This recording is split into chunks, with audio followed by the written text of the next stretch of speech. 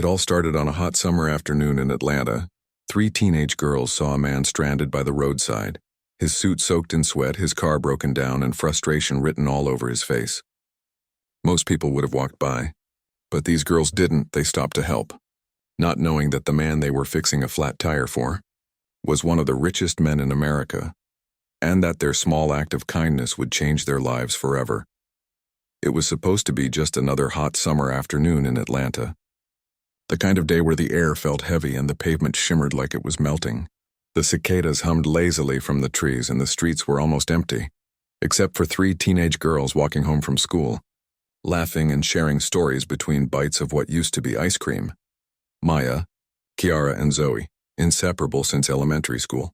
They'd grown up together on the same block, surviving tough days, sharing food when money was tight, and dreaming about a future that sometimes felt too far away. Maya was the quiet one, smart, curious, and always tinkering with broken radios or old bikes in her small backyard. Her hands were always a little dirty from oil, but her heart was clean. She wanted to be a mechanic one day. Not just any mechanic, but one who owned her own garage. Kiara was the opposite, stylish, confident, and full of laughter. She dreamed of being a fashion designer, often turning old clothes into something new with scissors, thread, and imagination. And Zoe, the peacemaker of the group, carried a small notebook where she wrote her dreams and goals. Her biggest one, becoming a doctor to help people who couldn't afford medical care. They were different in many ways, but their bond was unshakable. That day, as they cut through the old highway shortcut, a cracked, quiet road lined with trees and empty billboards, the sound of an engine coughing caught their attention. Up ahead, a sleek black Mercedes-Benz sat on the roadside, hood open. A man in a white shirt and dark slacks bent over it. His jacket was tossed on the ground, his tie hung loosely around his neck, and sweat glistened on his forehead. He was struggling, clearly not used to this kind of problem. Zoe squinted. "Girl, that car probably cost more than our whole block." Kiara chuckled. "He's definitely lost. Look at him trying to fix a flat in those shoes." But Maya stopped walking. She saw the man's hands, shaking slightly as he tried to loosen a bolt that wouldn't budge. The jack was placed wrong. One wrong move and the car could fall. She dropped her backpack on the curb. "Come on, let's help him," she said. Zoe blinked. "What?" "Maya, that's not our problem." Maya shrugged. "Doesn't matter. He looks like he needs it." The other 2 exchanged a look, sighed, and followed her. As they approached, the man turned, looking embarrassed. His voice was deep, polite, but strained. "Oh, hello, girls." "I'm fine, really. Just a flat tire." Maya smiled kindly. "Sir, no offense, but you're doing it wrong." He frowned in surprise. "Oh, you sure?" "Positive," she said confidently. She knelt beside the car, checked the jack's position, and adjusted it. "If you put it there, the frame will hold better." The man stepped aside as Maya got to work. Kiara crouched beside her, holding the flashlight from her phone while Zoe handed over paper towels to wipe off the dirt. The man just stood there watching in disbelief. In less than 10 minutes, the job was done. Maya tightened the last bolt, dusted off her hands, and said, "There, you're good to go." The man chuckled softly, shaking his head. "You girls are incredible. I couldn't even figure out how to use that jack properly." He reached into his wallet and pulled out a $100 bill. "Please take this. At least let me thank you." But Maya waved her hand. "No, sir. We don't need that. Just glad to help." For a moment he said nothing, just stared at them as if seeing something deeper. The kindness, the teamwork, the honesty. Then slowly, he smiled. "You remind me of someone I used to know, a long time ago," he said softly. He got back into his car, gave them a grateful nod, and drove away, the black Mercedes disappearing into the afternoon sun. The girls laughed, brushed off their hands, and started walking home again, not realizing that their lives had just quietly changed forever. Because sometimes, it's not the big moments that change your destiny. It's the small acts of kindness that no one expects. The man turned sharply as the 3 girls approached. For a split second, there was a flicker of embarrassment on his face. His white dress shirt was wrinkled, his hands covered in dust, and the expensive watch on his wrist shimmered under the sun. I'm fine, thank you," he stammered, forcing a polite smile. "Just a flat tire. I've almost got it, But as he bent down again, the tire iron slipped from his grip, clattering against the asphalt. His hands trembled slightly, not from fear but from frustration. It was clear this wasn't something he did often. Maya stepped closer, her voice calm but confident. "Sir, no offense," she said, "but you're doing that wrong." The man blinked in surprise. "I'm doing what wrong?" "The jack," she replied, crouching beside the car.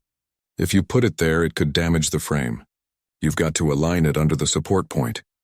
Before he could argue, Maya had already repositioned the jack with practiced hands. Kiara grabbed her phone and turned on the flashlight. While Zoe rummaged through Maya's backpack for tissues, the man stood back, watching in quiet awe as the three girls moved like a small team. "Kiara, hold that steady," Maya said. "Got it," Kiara replied, her braids falling into her face as she focused the light. "Zoe, hand me that wrench." Zoe passed it carefully. "You sure you don't need gloves?" "I'm fine," Maya grinned, tightening the bolts with precision. The man couldn't help but smile. "You girls are incredible. You really know your stuff," Maya chuckled. "My uncle runs a repair shop. I used to help him after school." "Impressive," he murmured, shaking his head in disbelief. "I've got 3 engineering degrees and yet here I am, defeated by a flat tire."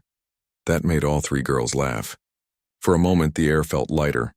Like strangers had become friends. In less than 10 minutes the job was done. Maya wiped her hands on a napkin Zoe offered, then stepped back and gave the wheel a firm tap. "There, good as new." The man leaned down, testing it himself. It was solid. He looked genuinely relieved. "You just saved me hours of waiting. I called roadside assistance 40 minutes ago. Still no one showed up." He reached into his wallet and pulled out a crisp $100 bill. "Please at least take this, for your time." But Maya quickly shook her head. "No, sir. We just wanted to help." Her tone wasn't boastful or proud, and it was simple and sincere. Kiara added softly, "Besides, good deeds shouldn't come with price tags." Zoe nodded. "Yeah, you never know when you'll need help yourself." The man froze, studying them. There was something in their voices, something rare. Honesty, compassion, a kind of selflessness he hadn't seen in years. Finally, he smiled. "You remind me of someone I used to know. A long time ago." His eyes seemed distant for a moment, as if recalling an old memory, maybe of someone who once helped him when he had nothing. Then he tucked the bill back into his wallet, adjusted his tie, and gave them a grateful nod. "Thank you, truly. You 3 made my day." He climbed back into his car, started the engine, and drove away, the powerful Mercedes humming softly as it disappeared down the dusty road. The girls stood there for a moment, silent, watching the car fade into the horizon. Then Kiara broke the silence. "Well, that was random," Zoe laughed. "You think he's going to tell that story to his rich friends?" "Probably not," Maya said, smiling faintly. "But that's okay." They laughed again, brushing off their dusty hands, and continued walking home. Their voices faded into the distance as the golden sun dipped lower in the sky. To them, it was just another small good deed, something you do without thinking twice. But destiny had other plans, because by the next morning their entire neighborhood would be buzzing with whispers, excitement, and disbelief. Something big was coming. The next day, around noon, their quiet neighborhood was anything but ordinary. The sun gleamed over the cracked sidewalks, kids played jump rope on the corner, and neighbors chatted lazily on their porches, until a brand new white Range Rover rolled slowly down the narrow street. It was spotless, gleaming like a diamond among bricks and dust. Its tinted windows reflected the sunlight, and its smooth hum turned every head on the block. Mrs. Jenkins, the nosy neighbor from across the street, nearly dropped her laundry basket. "Lord have mercy, whose car is that?" she gasped, peeking through her curtains. Mr. Harris, mowing his lawn, turned off his machine and squinted. "That's a Range Rover, 2025 model. Ain't no one on this street owning something like that." Within seconds, faces appeared in every window. Doors opened, conversations stopped. Everyone watched in silence as the luxury SUV came to a slow halt right in front of Maya's house. Maya, Kiara, and Zoe were sitting on the porch, schoolbooks spread out between them. They were laughing about a math problem when the car pulled up. The laughter stopped instantly. Guys?" Zoe said, blinking. "Why is a Range Rover stopping here?" Kiara raised an eyebrow. Maybe they're lost? Maya frowned. Nobody gets lost here. They drove straight to our house. The driver's door opened, and out stepped a tall man in a black suit, his shoes shining, his expression calm and professional. He scanned the porch, then asked in a deep voice, "Is this where Maya, Kiara, and Zoe live?" The girls exchanged startled glances. Maya stood hesitantly. Yeah, that's us." Without another word, the man reached into the car and pulled out a crisp white envelope. Elegant, thick, sealed with gold trim. He handed it to Maya with both hands. "Mr. Dalton asked me to deliver this personally," he said. "Mr. Dalton?" Zoe repeated, puzzled. "Yes, ma'am," the driver replied with a polite nod. "He said you'd understand." The girls looked at each other, completely confused. Maya carefully opened the envelope. Inside was a handwritten letter, the ink deep and graceful. "To the 3 young ladies who reminded me that kindness still exists. Meet me tomorrow at Dalton Motors headquarters. Bring your parents." Richard Dalton, CEO, Dalton Motors. For a second, none of them spoke. Zoe's mouth fell open. "Wait, that Richard Dalton, the billionaire car tycoon?" Kiara gasped, almost dropping her pencil. "No way. The guy from TV? The one who owns all those car factories?" Maya's eyes widened. That was him? The man with the flat tire?" Their voices overlapped in disbelief. "Oh my God! You're kidding. He's a billionaire." By now, the entire block was watching. Parents, neighbors, kids. Everyone gathered near the fence, whispering and pointing. Maya's mom came rushing out, wiping her hands on her apron. "What's going on out here?" "Mom," Maya said breathlessly, "a man just dropped off a letter." "From Richard Dalton." Her mother blinked, unsure whether to laugh or panic. "Richard Dalton? As in Dalton Motors?" Maya nodded rapidly. "He wants to meet us. Tomorrow." By this time, the driver had already returned to the car. He gave a respectful nod before driving away, the white Range Rover disappearing down the street as slowly and gracefully as it had come. As soon as it was gone, chaos erupted. Mrs. Jenkins was shouting from her porch, "I knew those girls were special." Mr. Harris grinned. "Y'all better dress fancy tomorrow. Billionaires don't invite people for no reason." Zoe's dad shook his head, still stunned. "Girls, are you sure this isn't some kind of prank?" Maya held up the gold-lettered envelope. "I don't think billionaires play jokes on kids, Dad." The girls couldn't stop smiling. Their hearts pounded with excitement and disbelief. Just yesterday, they were 3 ordinary friends helping a stranger on the side of the road. And now that same stranger turned out to be one of the richest men in America. As the sun began to set, the 3 friends sat on the porch again, the same spot where they'd been just an hour earlier. But everything felt different now. "Tomorrow," Kiara whispered, "we're meeting a billionaire." Zoe grinned. "Correction, the billionaire." Maya smiled faintly, gazing at the letter again. "Whatever happens, we did something good. That's all that matters." And as the neighborhood lights flickered on, one thing was clear. Life on that quiet street would never be the same again. The next morning, the girls woke up before sunrise, too nervous to eat, too excited to sit still. Their parents ironed their best clothes, polished old shoes, and double-checked the letter again and again. None of them had ever been inside a billionaire's office before. By 10 a.m., the 6 of them stood outside the massive Dalton Motors headquarters, a sleek glass tower piercing the Atlanta skyline. Cars glided in and out of the circular driveway, and a giant silver sign read, "Dalton Motors, building the future." Kiara whispered, "I feel like I'm in a movie." Zoe clutched her mother's hand. "Do we just walk in?" Maya took a deep breath. "We helped him once. Maybe this is his way of helping us." As they stepped inside, the lobby felt like another world. The floor gleamed like marble water, The walls shimmered with digital screens showing futuristic cars, and a soft scent of coffee and leather filled the air. A woman at the front desk smiled warmly. "Welcome to Dalton Motors. You must be Maya, Kiara, and Zoe." The girls nodded shyly. "Mr. Dalton is expecting you," she said, pressing a button on her headset. "Please, right this way." They followed her to a golden elevator that whooshed silently up, higher and higher, until the doors opened to the top floor. There he was, Richard Dalton himself, the same man they had met on the roadside, but now he looked completely different. Clean-shaven, in a dark navy suit, confident yet warm.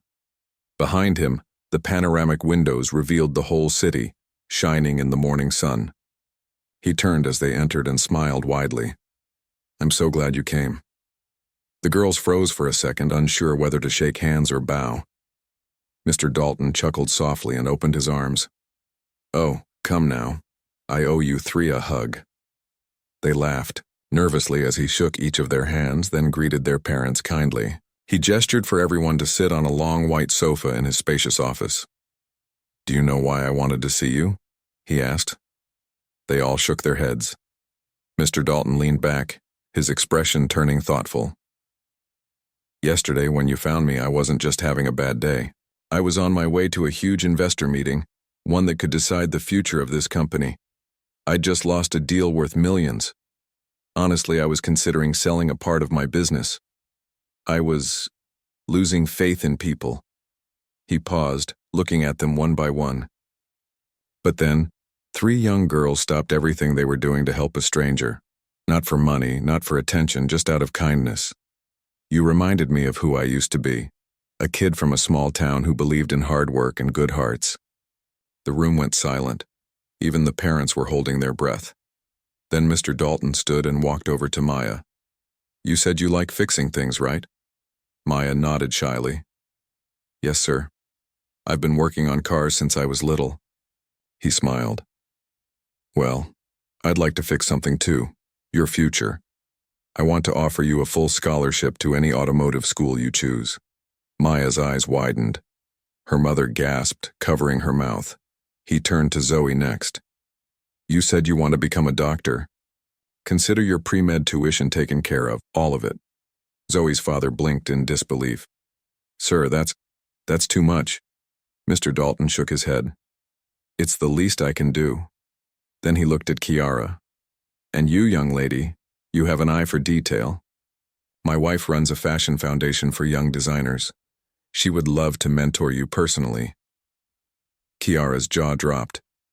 "Me? Really?" Mr. Dalton chuckled. "Yes, you. I believe in talent when I see it." For a moment, no one spoke. The girls' parents were teary-eyed. The girls themselves stood speechless, their hearts pounding in awe. Finally, Mr. Dalton reached into his desk and pulled out a small white box tied with a gold ribbon. "Before you go," he said, "I have something for you." Maya opened the box slowly. Inside was a gold keychain engraved with the initials DM and a simple message beneath it. "Never stop helping others. The world needs more of you." The girls looked up, eyes shining with tears. "Thank you," Maya whispered. Mr. Dalton smiled softly. "No, thank you. You reminded me that real wealth doesn't come from money. It comes from heart." As they left his office, walking back through the shining halls, the girls knew this wasn't just a lucky day. It was the beginning of a new chapter, one built on kindness, humility, and hope. Weeks later, the story that began on a dusty roadside spread far beyond their small Atlanta neighborhood. At first, it was just a local headline. 3 teen girls help stranded driver, discover he's a billionaire. But within days, the story exploded across social media. News anchors called them the 3 Angels of Atlanta. Bloggers wrote about their kindness, and people from around the country shared their photos with captions like, "Faith in humanity restored." Cameras soon filled their front yard. Reporters knocked on doors. Kids at school whispered in the hallways, pointing and smiling. "Those are the girls," one student whispered. "They helped the car guy, the billionaire." But through all the attention and applause, Maya, Kiara, and Zoe remained exactly who they'd always been. They still walked home together, backpacks bouncing on their shoulders, laughing at inside jokes only they understood. They still stopped to help neighbors carry groceries, still volunteered at the community center, still smiled at strangers on the street, because for them, it had never been about fame or money or headlines. It was about doing the right thing, even when no one's watching. Maya's dream came true first. With Mr. Dalton's scholarship, she enrolled in one of the best automotive programs in the state. On her first day, she wore a blue jumpsuit with her name stitched on the front, and grease already smudged on her cheek by noon. Professors were amazed at her natural skill. She fixed engines faster than most of the boys in her class.